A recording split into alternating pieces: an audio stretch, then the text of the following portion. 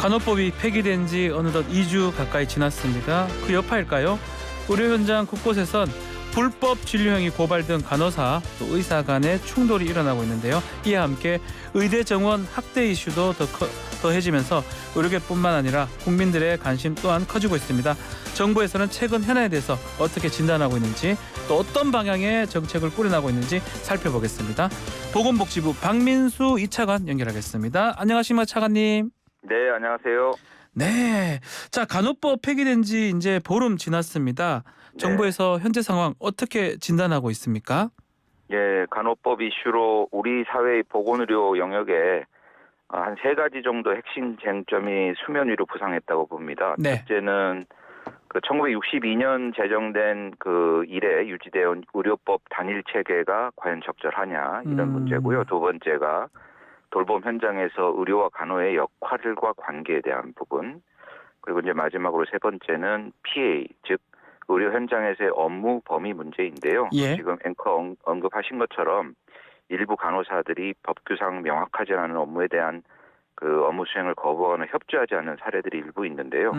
저희들 보기에 대부분은 이제 평소처럼 간호 서비스를 제공해서 환자들이 네. 의료 서비스를 받는 데는 큰 어려움은 없는 것으로 그렇게 보고 있습니다. 자, 일각에서는 간호법 이견차가 그렇게 크진 않는데 정쟁으로 지금 흘러가는 거 안타까워하는 목소리도 있고요. 이게 네. 사회적 공론화나 대화는 계속적으로 하고 있는 겁니까? 예, 저희들 아까 말씀드린 3가지 그 쟁점들을 해결하기 위해서 네. 준비를 착실하게 진행하고 있습니다. 음흠. 먼저 의료법 관련해서는 네. 의료법 체계 개편 연구를 저희가 착수를 했습니다. 예. 그래서 이 연구 용역이 끝나면 앞으로 사회적 좀 논의를 이어가도록 준비를 하겠고요. 네. 두 번째 이제 돌봄 의료와 관련해서는 복지부 내에 1, 2차관 공동단장의 의료돌봄 연계 추진단을 발족을 해서 네. 그 노인 인구 1000만 시대에 의료 돌봄 수요에 대응할 수 있는 체계를 좀 만들어 보고자 노력을 좀 하고 있고요.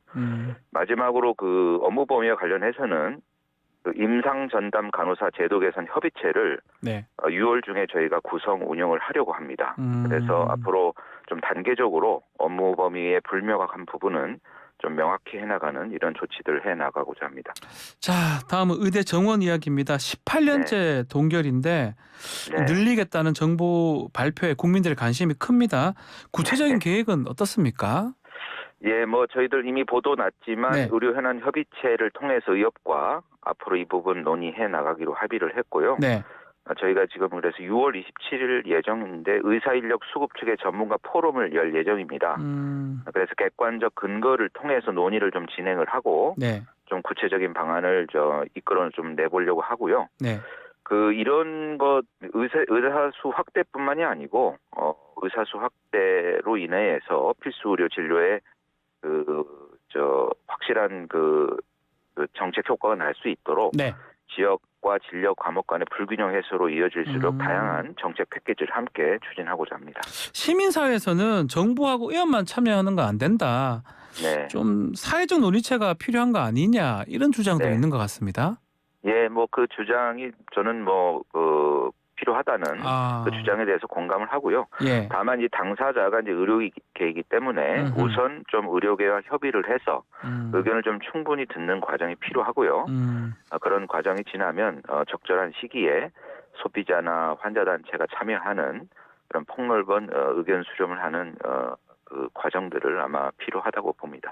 의료계 의사들 입장에 보면 의사가 부족한 게 아니고 이게 필수 의료 기피 또 인기가 위주로 쏠리니까 이게 문제다. 네네. 그래서 의대 정원 확대는 안 된다라고 주장을 하는데요. 이에 대한 예. 보건복지부 입장도 있을까요? 예, 의사 인력 확충만으로 모든 문제가 해결되는 것은 아닙니다. 네. 다만 의사 인력 확충이 없으면 절대로 문제는 또 해결할 수가 없습니다. 저희들 최근에 이슈화가 되고 있는 응급실 문제, 네. 그다음에 소아과 오픈런, 예. 지방 의료원에서 의사를 구하기 어려운 이런 문제들, 이런 것들이 근본적으로는 의사 인력 부족에서 기인하는 것이고요. 다만 정원 확대만으로 이 모든 것을 해결할 수는 없기 때문에 네. 아까 말씀드린 대로 필수 의료 정책 패키지가 함께 가야 되는데 아하. 크게 한 세 가지가 제가 말씀드리고 싶은 것은 하나는 예. 우리 병원이 그간에 전공의 의존형으로 돼 있는데요. 이거를 전문의 중심 병원으로 바꿔가야 합니다. 시간이 좀 걸립니다. 전공이라면 뭐 인턴 아닌 그렇습니다. 레지던트 인턴 이상으로 레지던트의 예. 인력을 의존하는 구조인데요. 이제 필수의료에 지원하는 이제 레지던트 수가 줄어드니까 예. 이제 문제가 생기는 겁니다. 그래서 전문의들을 많이 고용할 수 있도록 구조를 바꿔줘야 되고요. 네. 두 번째는 이제 의대생이나 전공의 시절부터 지역이나 필수 의료의 경험을 좀 쌓을 수 있도록 네. 교육과 수련 체계를 좀 바꿔줘야 됩니다. 아. 그리고 마지막으로 이제 근로 여건과 관련된 건데요. 예. 뭐 경제 보상뿐만이 아니라 적정한 업무량을 좀 할 수 있도록 아까 전문의 중심 병원이 가면 이제 개인당 업무량도 적정해지겠죠. 네. 그다음에 마지막으로 이제 사법 리스크가 좀 큽니다. 의료사고 말하는 네. 거죠? 그렇습니다. 예. 그래서 의료 사고가 발생했을 때 이게 이제 형사 절차가 들어가는 것들이 굉장히 괴로워하시는데 이런 부분들에 대해서 충분하고 예의를 갖춘 보상이 될 수 있도록 제도적으로 장치를 마련해 주는 것이 필요하다고 봅니다.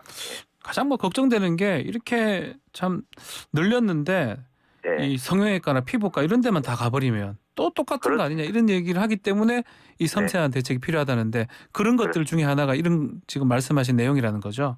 그렇습니다. 아까 말씀드린 그런 정책 패키지가 함께 가야 필수 의료 분야의 인력들이 일을 할 수 있도록 여건을 마련해 주는 것입니다. 알겠습니다. 자, 비대면 진료 시범 사업 이것도 지금 상당히 얘기가 많이 되고 있는데 추진 배경은 어떻게 됩니까? 저희들 코로나19 3년간의 한시 비대면 사업을 했고요. 예. 그때는 이제 감염병 상황이기 때문에 밖으로 나오지 마세요 해서 이제 비대면 진료를 한 것이고요. 맞습니다. 예, 이게 이제 끝났습니다. 그렇다고 해서 이제 이것을 완전히 종료하기가 좀 어려웠고, 예.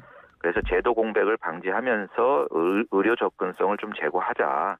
궁극적으로는 이제 국민 건강 증진을 하자 이런 취지로 했는데, 네. 그걸 왜 옛날처럼 이렇게 전면 안 하고 좀 이렇게 제한적으로 하느냐 하는 부분인데요. 요거는 이제 첫 번째는 법적인 문제가 있습니다.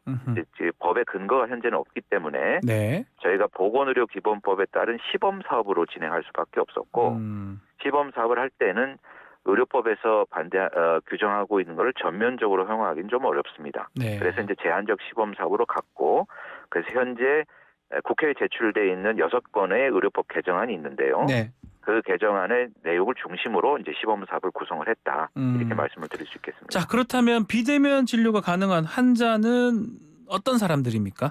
예, 지금 이제 의원급 의료기관에서는 기본적으로 재진 환자인데요. 재진 환자라 두 하면 번째부터 진료받는. 예. 그러니까 네. 예, 그런데 이제 만성 질환 즉 이제 고혈압이나 당뇨와 같은 만성 질환은 1년 이내에 이제 진료 기록이 있으면 가능하시고요. 아하. 그 외 질환자는 이제 30일 이내에 진료 기록이 있어야 됩니다. 근데 예외적인 초진들이 있는데요. 네. 이제 선벽지 환자나 그다음에 장기 요양 등급 판정을 받으신 65세 이상 노인, 등록 장애인, 그다음에 1, 2급 감염병 확진 환자 이런 분들은 초진이 가능하시고 네. 소아 환자도 휴일 야간 시간대에는 그 의학적 상담이 가능하십니다. 그러니까 기본적으로는 죄진 환자인데 네. 아주 특수한 경우는 초진 환자도 비대면 진료가 가능하다. 이렇게 보면 되는 거네요. 예, 그렇습니다. 약 배송은 어떻게 되는 겁니까? 약 배송은 네. 이제 이 시범 사업에서 이제 이 약 배송도 예외적으로 네. 이제 허용이 되었는데요. 이것도 마찬가지입니다. 아까 설명드린 보건의료기본법에 네.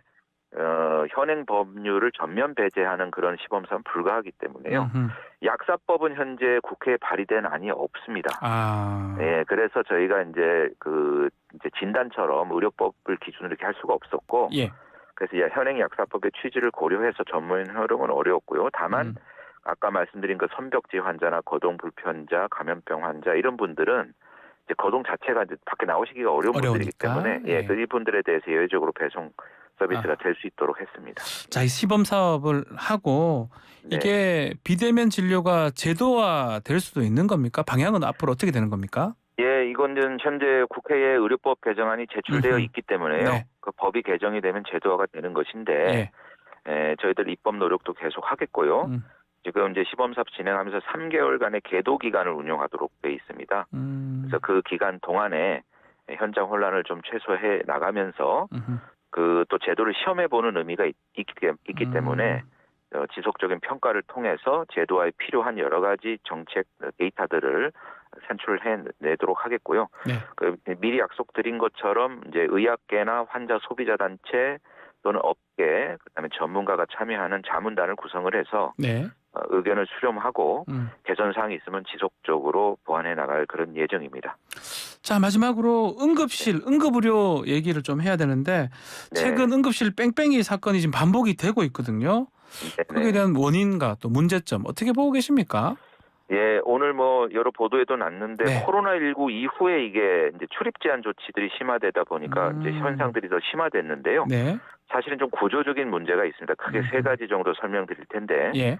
첫째는 이제 권역 응급센터 또는 상급 종합병원에 네.